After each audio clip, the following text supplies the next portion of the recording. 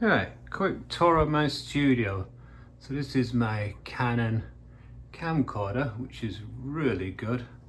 This is my light that I use. I'm going to turn it on right now, but it's really bright.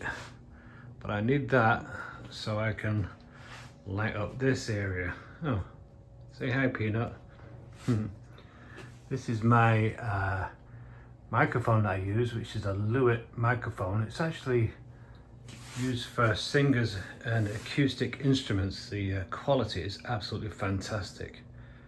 And there's some speakers and headphones and computer. Oh, this is my Zoom, which I have my microphone plugged into here. And then this cable comes out and goes into the camcorder there. That's how I get my stereo audio.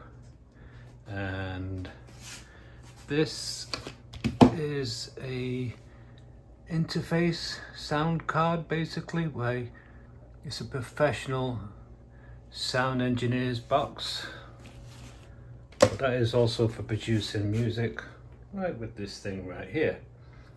So there is my studio. That's all it is. It's just a light, a camera, preamp, and a microphone. Oh, and me. Don't forget me.